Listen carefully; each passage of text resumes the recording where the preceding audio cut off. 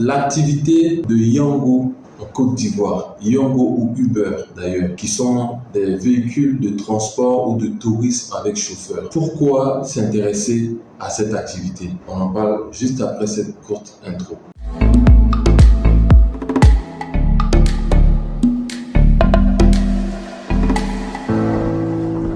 Bonjour, moi c'est Nyepa Joël Anani, je suis un jeune repreneur ivoirien, c'est-à-dire que je suis un membre de la diaspora rentré en Côte d'Ivoire, son pays d'origine, pour entreprendre.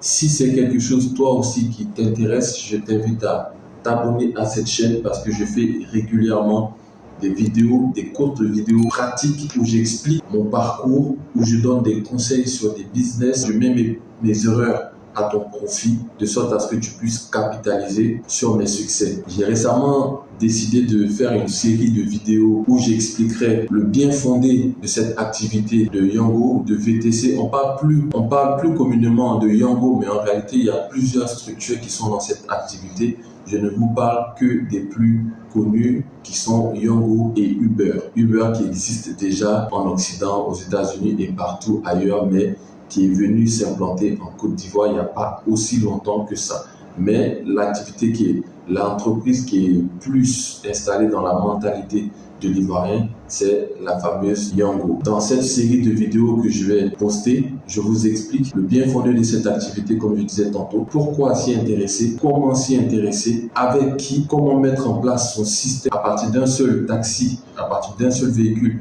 jusqu'à plusieurs. Quel type de véhicule utiliser et pourquoi, je vous dirai tout dans cette série de vidéos qui va suivre. Ce qu'il faut savoir dans un premier temps, c'est que le système de VTC, véhicule de transport ou de tourisme avec chauffeur, n'est pas nouveau. C'est pas une nouvelle activité. C'est peut-être nouveau en Côte d'Ivoire, mais ça existe déjà ailleurs.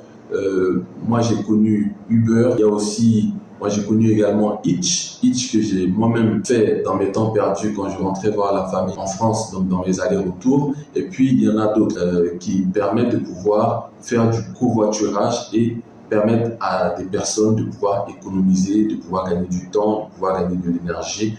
Donc, c'est l'ubérisation de tous nos services aujourd'hui qui est à la mode. C'est sur cette mode que flirte cette activité. Donc en Côte d'Ivoire, ça a commencé avec plusieurs acteurs. Ok, donc Yango et Uber ne sont pas premiers, ça a commencé avec plusieurs autres acteurs, mais je ne vais pas en faire l'objet de cette vidéo parce que je la veux courte et précise.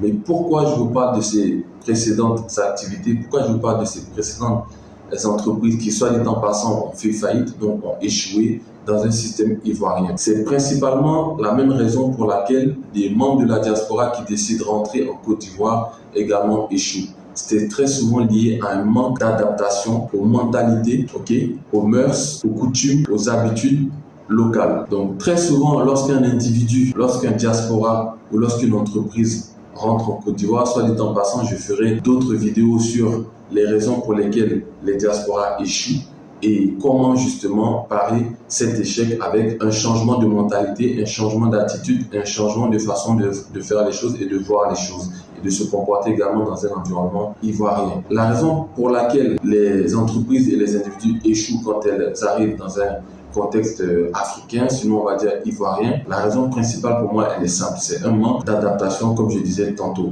Il y a des entreprises qui sont déjà venues en Côte d'Ivoire et malheureusement, lorsqu'on vient dans un autre environnement, on a tendance à vouloir reproduire ce qu'on a déjà vu ailleurs. Sauf que le gap, la différence, l'espace, l'écart entre l'Occident et l'Afrique, il est énorme pour X et Y raisons. Donc lorsque tu rentres en Afrique, lorsqu'en tant qu'entreprise tu rentres ou lorsqu'en tant qu'individu tu rentres pour pouvoir bâtir quelque chose, pour pouvoir entreprendre, il faille que tu puisses t'adapter aux us et coutumes, manières de penser, de voir les choses locales. J'en parle d'ailleurs dans une de mes vidéos, j'en parle aussi dans mon premier livre, 10 astuces pour bien investir, rentrer et vivre au pays, qui est d'ailleurs gratuit en descendant dans la barre de description pour le télécharger gratuitement, où je donne un peu les rudiments de l'installation en Côte d'Ivoire. Donc ces entreprises-là sont venues et très souvent, elles veulent reproduire ce qui existe déjà ailleurs, ce qui est normal. On ne reproduit que ce qu'on connaît déjà parce que c'est plus rassurant et on se dit qu'on a plus de chances de réussir parce qu'on ne fait que dupliquer ce qui a déjà réussi ailleurs. Sauf que l'Ivoirien ne se déplace pas pareillement que quelqu'un qui vit, par exemple, en Italie. L'Ivoirien ne pense pas pareillement que quelqu'un qui vit, par exemple, en Belgique. L'Ivoirien n'a pas les mêmes moyens financiers que quelqu'un qui vit en Occident.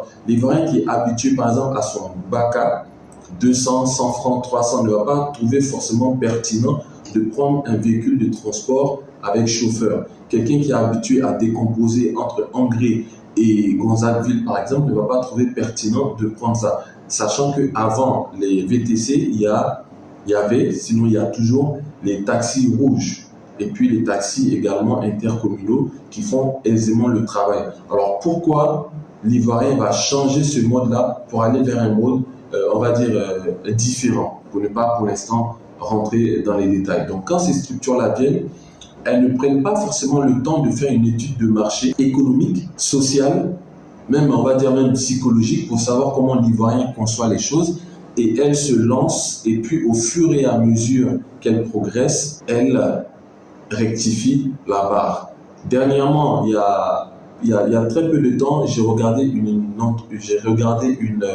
émission sur Canal+, qui disait que l'entreprise Jumia, donc on va dire le Amazon, on va dire de Côte d'Ivoire, n'était pas encore rentable. C'est une grosse structure qui est installée ici, qui investit dans plusieurs domaines d'activité.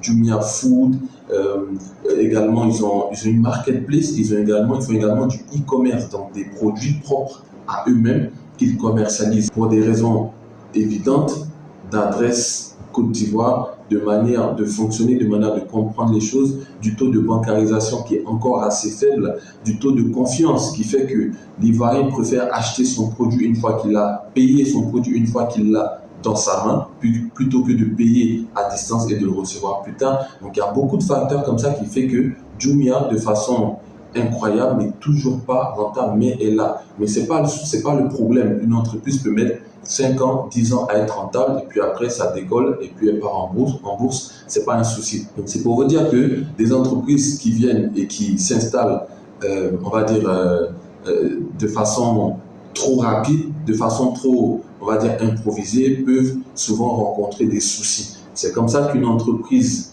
telle que Africable, par exemple, qui était, selon moi, selon mes informations, précurseur dans cette activité de VTC, s'est permise d'investir dans des véhicules et les mettre à disposition de chauffeurs. Le truc qu'il faut savoir en Côte d'Ivoire, le truc qu'il faut savoir dans un contexte africain, c'est qu'il y a très peu de respect pour le bien d'autrui. C'est assez triste pour moi de le dire, mais il y a très peu de respect pour le bien d'une autre personne.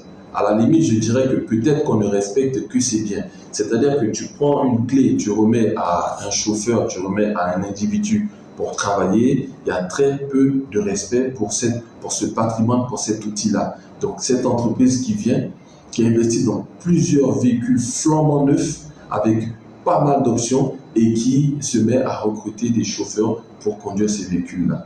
Voilà. Et il y a plusieurs structures comme ça qui sont venues après, qui ont dupliqué ce système, cette manière de fonctionner, ne sachant pas l'approche que l'Ivoirien a du bien d'autrui. Qu'est-ce que Yango a fait? Qu'est-ce que Uber a fait?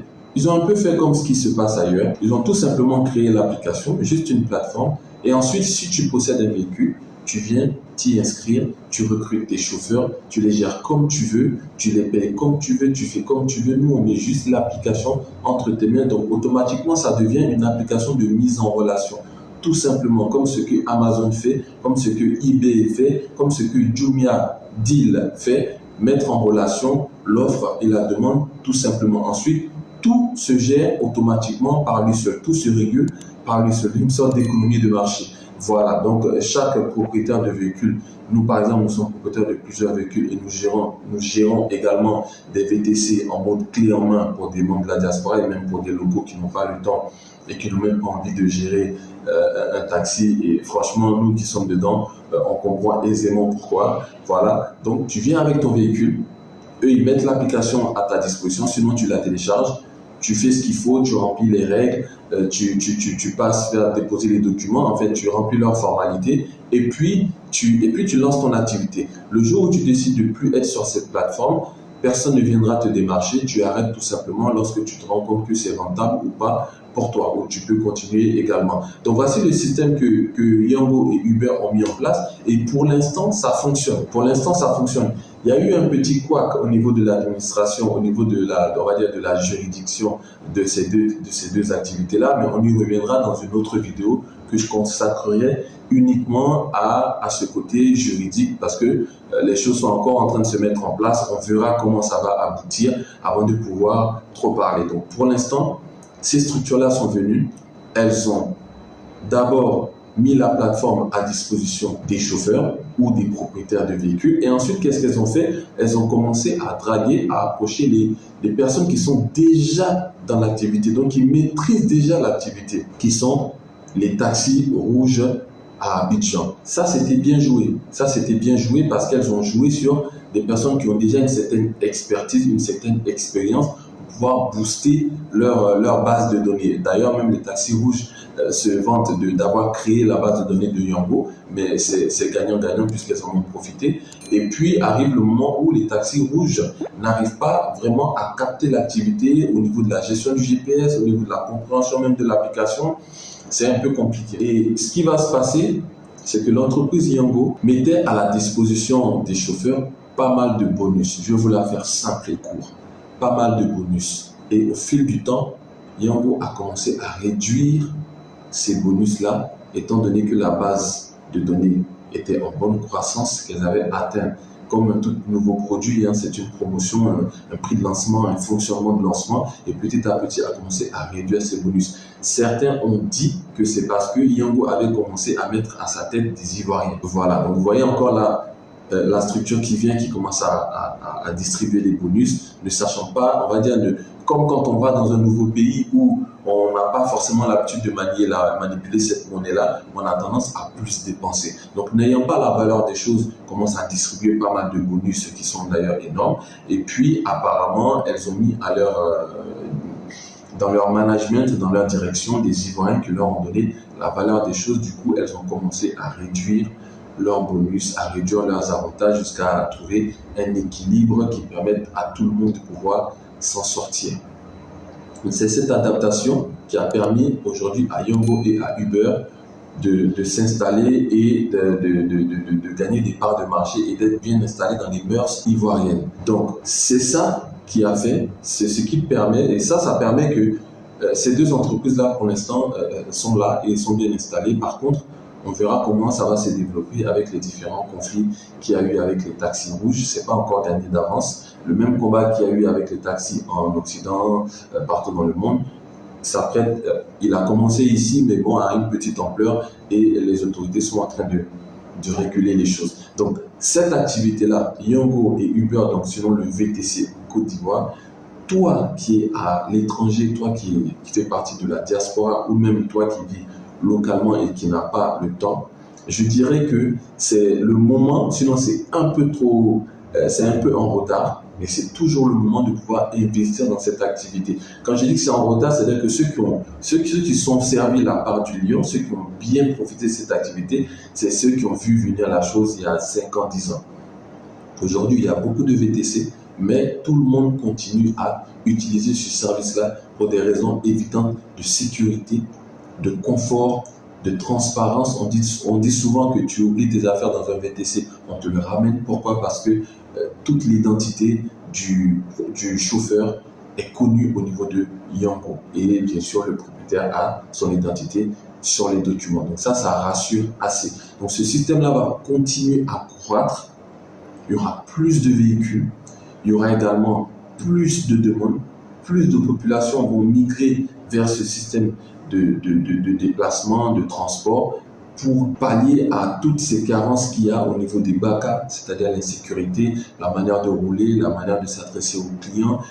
Pareillement avec les taxis rouges pour des questions de propreté, de sécurité et surtout de communication, vont se tourner vers ce nouveau système-là où les chauffeurs sont censés, sinon sont plus polis, les véhicules sont plus propres, plus confortable et le système est plus sécurisé parce qu'on ne peut pas faire n'importe quoi. Par exemple, on ne peut pas juste passer la clé à un autre chauffeur qui va aller rouler comme ça se fait au niveau des taxis rouges. Donc voici différentes raisons pêle-mêle. Donc vous vous y retrouverez en regardant la vidéo et en piochant par-ci par-là des informations pertinentes qui font qu'il faut vraiment commencer maintenant à s'intéresser à cette activité de VTC, véhicule de transport ou de tourisme avec chauffeur, et principalement ces deux têtes d'affiche qui sont Yango et Uber.